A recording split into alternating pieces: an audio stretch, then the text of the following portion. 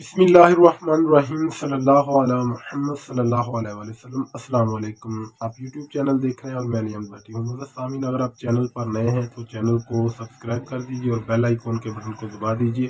ताकि हमारी हर नए आने वाली वीडियो आप तक बर वक्त पहुँच सके। मतलब सामीन, आज की इस व्लॉग में हम बात करेंगे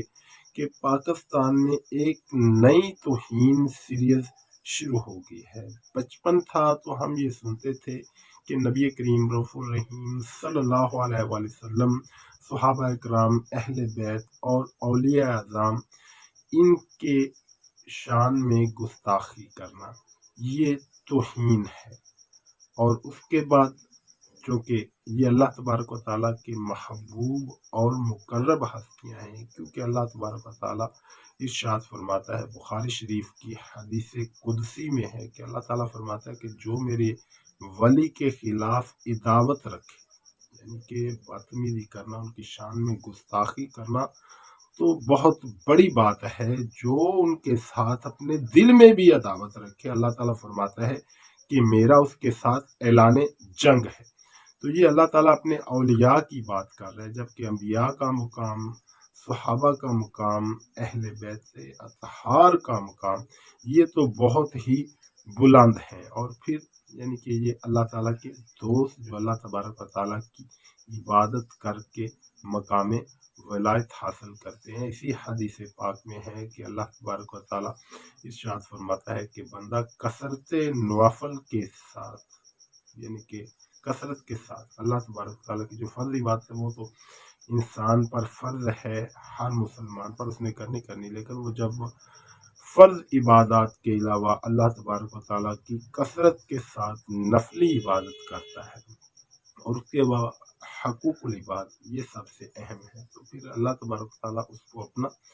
दोस्त बना लेता है। और जब दोस्त बना लेता है तो फिर अल्लाह तबारक व तआला फरमाता है कि मैं उनके हाथ बन जाता हूँ, मैं, वो बोलते हैं मैं उनकी ज़बान बन जाता हूँ। यानी कि वो अल्लाह तबारक व तआला की बारगाह में जब हाथ उठाते हैं तो अल्लाह तबारक व तआला उनकी हर दुआ कबूल करता है। ये बरकत के लिए हमने बताया कि किन हस्तियों की तौहीन इस्लाम ने मना की है। फिर ये तो पता ही है कि अल्लाह तबारक व तआला की शान में गुस्ताखी, कुरान की शान में गुस्ताखी, या उसका इनकार, या फरिश्तों का इनकार, या उसकी उनकी शान में गुस्ताखी, ये तौहीनात है। लेकिन अफसोस की बात है कि पाकिस्तान में आए दिन नई से नई जो है ना तौहीनात की सीरियल मुतारफ करवाई जाती है। पहले कहा गया कि अब मिसाल के तौर पर हमारी अदालत आलिया है, हमारे लिए बाइस सद एहतराम है। उसमें बैठे जो जज हैं वो अगर इंसाफ के साथ फैसला करते हैं, अगर वो इंसाफ के साथ फैसला नहीं करते और आइन और कानून के साथ उन पर तनकीद की जा सकती है, और अगर हमारी अफवाज पाकिस्तान के सिपा सलार हैं या हमारी अफवाज पाकिस्तान का कोई भी कमांडर है, कोई भी अहदेदार है, क्या वो आइन और कानून की खिलाफ वर्जी करता है, तो क्या उस पर बात करने की किसी को इजाजत या हक नहीं है। जबकि अगर हम तारीख उला की तरफ नज़र दौड़ाएं तो हमारे खलीफा दोम हज़रत सैयदना उमर फ़ारूक आज़म रज़ी अल्लाह ताला अन्हु, जिन्होंने इस्लाम में सबसे ज़्यादा जो है ना रकबा फतह किया, दुनिया में सबसे बड़ी इस्लामी हुकूमत अमारत कायम की, तो वो जब मिंबर पर खुतबा जुमा पढ़ाने के लिए जलवा फरोज हुए बैठे, तो जब आप जुमा का खुतबा इरशाद फरमाने लगे तो एक सहाबी रसूल खड़े हुए, उन्होंने कहा कि ए उमर, जुमा का खुतबा बाद में सुनाना, पहले हमें इस चादर का जो तहबंद आपने पहनी हुई है, जो सूट आपने कपड़ा पहना हुआ है, इसका हिसाब दे कि आपका जितना तवील कद है और माले गनीमत में जितना सबको बराबर कपड़ा आया था, उस हिसाब से आपका ये सूट नहीं बनता था, जो कि सैयदना उमर फ़ारूक आज़म रज़ी अल्लाह ताला अन्हु तवील उल कामत थे। तो फिर सैयदना फ़ारूक आज़म रज़ी अल्लाह ताला अन्हु ने ये नहीं कहा, और ना ही आपके किसी मशीर ने खड़े होकर ये कहा कि तुमने मेरी तौहीन कर दी, बल्कि सैयदना उमर फ़ारूक आज़म रज़ी अल्लाह ताला अन्हु ने फरमाया کہ اس کا جواب میں نہیں دوں گا بلکہ اس کا جواب میرا بیٹا عبداللہ بن عمر رضی اللہ تعالیٰ عنہ دے گا۔ تو پھر عبداللہ بن عمر رضی اللہ تعالیٰ عنہ کھڑے ہوئے اور انہوں نے ارشاد فرمایا کہ ہم باپ بیٹے کو جو مال غنیمت سے کپڑے کا حصہ ملا تھا، تو میں نے اپنا جو کپڑا تھا وہ اپنے والد کو عطیہ کر دیا، ہدیہ کر دیا، تب ممکن ہوا کہ ان کا یہ مکمل سوٹ بنا۔ تو جب اسلام کے پہلے خلیفہ پر بات کی جا سکتی ہے، ان سے سوال کیا جا سکتا ہے، تو پھر کیوں نہیں کسی اور ادارے سے سوال کیا جا سکتا؟ یہاں تو کوئی ادارہ دعوے کے ساتھ یہ نہیں کہہ سکتا کہ جی ہم مکمل اور کامل ہیں، کہ جیسی ان کی حرکتیں ہیں۔ لیکن یہاں پچھلے دنوں سنا کہ پہلے بھی خیر پاکستان میں یہ معاملات عام ہیں کہ توہین عدالت تو آئے دن لگتی رہتی ہے کہ جو عدلیہ کے فیصلوں پر یا جج صاحبان پر تنقید کرے، بالخصوص سیاستدان تنقید کرے یا کوئی صحافی تنقید کرے، تو اس پر فوری طور پر توہین عدالت کی کارروائی کی جاتی ہے۔ اسی طرح اگر کوئی فوج کے کسی افسر، کسی جو ہے نا اعلی افسر، آرمی چیف، ان کے غلط کام کے بارے میں بات کرے تو اس پر فوری غداری کی FIR کاٹی جاتی ہے۔ کیا پاکستان کا آئین اور قانون اور اسلام کا قانون اس کی اجازت نہیں دیتا کہ جو غلط بات کرے اس پر بات کی جائے؟ اور اس کے علاوہ اب ایک نئی توہین دریافت ہو گئی ہے، بلکہ متعارف کرا دی گئی ہے۔ اسی لیے میں نے شروع میں کہا کہ پاکستان میں آئے دن نئی سے نئی توہینات متعارف کروائی جاتی ہیں، اور یہ ایک توہین سیریز چل رہا ہے۔ اور اب جو نئی توہین متعارف کروائی گئی ہے وہ ہے بلاول بھٹو اور آصف زرداری کی توہین۔ آصف زرداری پر عمران خان صاحب نے جو ہے نا کہا کہ انہوں نے میرے قتل کی پلاننگ کی، تو اس پر عمران خان صاحب کو آصف زرداری کی طرف سے، جو کہ پاکستان کے شہرت یافتہ اور بدنام زمانہ ڈاکو ہیں، کہ پاکستان کو اس قدر انہوں نے لوٹا ہے، تو 10 ارب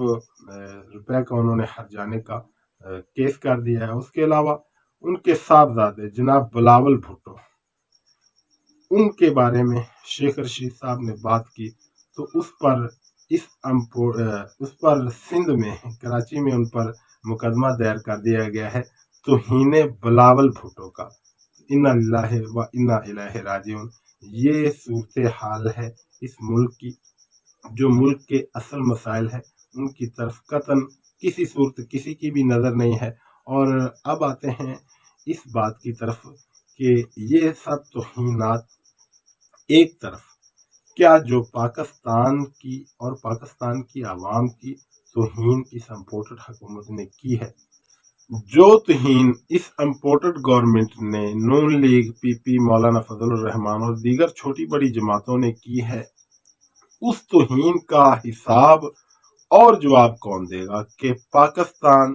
اور پاکستان کی قوم کی بدترین توہین کی گئی ہے، پاکستانی عوام کے مینڈیٹ کی توہین کی گئی ہے کہ ایک منتخب جمہوری حکومت جو کہ پاکستان کی سب سے زیادہ سیٹیں اور اکثریت رکھنے والی جماعت، اس پر شب خون مار کر انہوں نے جو ہے قبضہ کیا اور اس پر حکومت بنائی، اور پھر اس پر ہی بس نہیں کیا، یہ اس وقت تمام سیاسی جماعتیں یہ ریلیاں نکالا کرتی تھی کہ جی پاکستان میں مہنگائی ختم کرنے کے لیے کیوں جی کہ عمران خان صاحب نے عوام کو، پاکستان کو مہنگائی کے ساتھ مار دیا ہے، تباہ و برباد کر دیا ہے۔ یہ اس وقت اس پر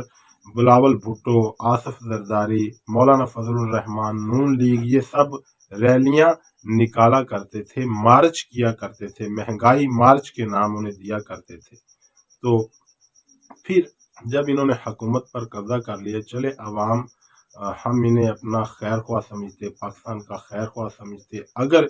ये इमरान खान जिस न्याय पर मुल्क को छोड़ कर गए थे उस पर ही बरकरार करके रख लेते। हालांकि इनकी तो बढ़ के थी कि हम गवर्नमेंट में आएंगे तो बिजली जो है वो हम 10-11 रुपए में यूनिट देंगे, पेट्रोल 60-70 रुपए पर ले आएंगे, वहां के पाकिस्तान में दूध और शहद की नहरें बहा देंगे। लेकिन इन्होंने पाकिस्तान की तारीख की बदतरीन महंगाई कौम पर मुसल्लत करके और तरक्की की तरफ जाते हुए मुल्क को 6% पर तरक्की और फिर मुकम्मल इंडस्ट्री चल रही थी, ज़राअत और यानी कि कारोबार एक उरूज पर थे। कम अज़ कम हर गरीब 2 वक़्त की अच्छी रोटी खा रहा था। महंगाई जो है ना 2 गुना कम थी, यानी कि अब महंगाई 200 गुना बढ़ चुकी है। तो इनकी पाकिस्तान और अवाम के साथ इस तौहीन और गद्दारी की FIR कौन काटेगा? वो इन इम्पोर्टेड हुक्मरानों और उनके हैंडलर, चाहे वो अदलिया से हैं या एस्टेब्लिशमेंट से हैं, उन पर कटती है। तो ये इनके खिलाफ कार्रवाई कौन करेगा? इस पर यानी कि सियासतदानों पर, अदलिया पर और एस्टेब्लिशमेंट पर की तौहीन करने पर 5 साल 10 साल कैद और 10 लाख जुर्माना की सजा का कानून पास करने वाले इस बात का भी हमें जवाब दें। अब तक के लिए इतना ही, इजाज़त दीजिए। अल्लाह हाफिज़।